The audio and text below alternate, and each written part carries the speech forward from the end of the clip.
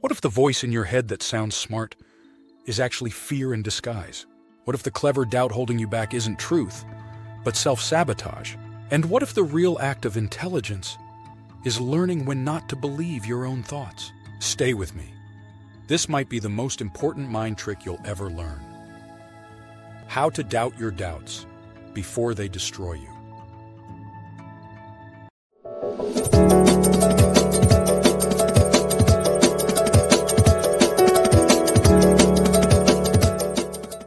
Part 1. The hidden power of doubt. We're told that doubt is wise. It makes you critical, skeptical, and intelligent. But here's the twist. Doubt is not neutral. It's not always a flashlight in the dark. Sometimes it's the biased fog. You see, doubt is often emotional, triggered by past wounds, not present facts. A failed relationship, an embarrassing mistake, a parent's silence when you needed encouragement. Those scars, they whisper things like, "You're not ready, you're not enough, you'll just fail again." And you believe it. Why? Because doubt wears the costume of reason. But not all reasonable-sounding thoughts are actually rational. Some are just dressed-up fear. Part 2. Doubt is controlling your mind. Doubt can start as a moment of caution and end as a way of life. The psychology calls this cognitive distortion. You catastrophize. You ruminate. You loop on a question like, what if I'm wrong? And forget to ask, what if this doubt isn't even real? You begin to think that doubting everything makes you smarter. But here's the paradox. Overthinking is not intelligence. It's fear on repeat. And left unchecked, it becomes self-fulfilling. You don't act. You don't try. You shrink. So let me ask you something. What if you could look that doubt in the eye and say, maybe you are the one who's wrong? Part 3. Rebel against your doubts. Now this is going to blow your mind. Some of the greatest minds in history, Nietzsche, Kierkegaard, Camus, lived inside doubt, but they didn't worship it. They wrestled with it. Nietzsche asked, what if doubt isn't the sign of intelligence, but a sign of weakness? What if believing in something, even when it's hard, is the real test of strength? See, anyone can doubt. It's safe. But to commit, to believe, that takes courage. Because belief means risking being wrong. And yet without belief, there's no action. No art, no love, no progress. Just hesitation, just paralysis. Doubt your doubts means don't let fear pretend to be wisdom. Sometimes the most radical thing you can do is to trust yourself anyway. Part 4. Emotional intelligence, the superpower you need.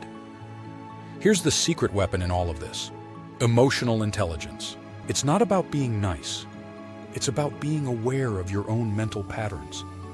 Recognizing that the doubt you feel after sending an email isn't truth. It's your anxiety talking. Emotional intelligence lets you pause and say, wait, where's this doubt coming from? Is it a red flag or just an old fear wearing a new mask? Daniel Goleman explained this in the most brilliant way. It's like becoming the scientist of your own mind. You don't suppress your emotions, you examine them. And in doing so, you gain freedom. Freedom from the automatic loop of hesitation.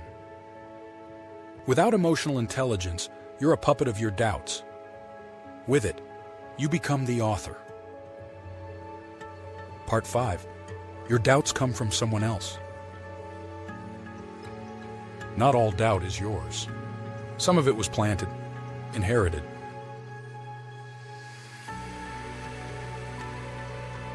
By a parent who never said well done, by a teacher who only saw your mistakes, by a culture that told you your dreams were unrealistic. These doubts are hand-me-downs. You wear them like a heavy coat, not realizing that it doesn't even fit. Doubting your doubts means asking, whose voice is this in my head? Is this me or someone I outgrew a long time ago? When you start questioning the source of your doubts, you start reclaiming your identity. You stop being the echo of someone else's fear. Part 6. The paradox. Can you doubt your doubts? Now here's the mind bender. If you doubt your doubts, aren't you just using more doubt? Yes. And that's the point. It's a paradox. Like sawing the branch you're sitting on, but discovering you can fly. Doubt your doubts isn't a command to ignore every question. It's an invitation to curiosity. It's saying, don't trust every thought just because it sounds smart. Examine it, interrogate it, and then choose. Because the goal isn't to never doubt. It's to know when your doubt deserves a seat at the table, and when it's just noise. Final thought. In a world full of uncertainty, doubt can feel like wisdom, but sometimes it's just a beautifully disguised cage. And the key isn't certainty, it's awareness. So next time that voice inside you says you can't, pause, take a breath, and ask it very gently, are you truth or just a scared thought pretending to be? And maybe, just maybe, you'll find the strength to believe in something deeper, yourself. Thanks for watching. This is Thinkstronaut, where inner space meets real life.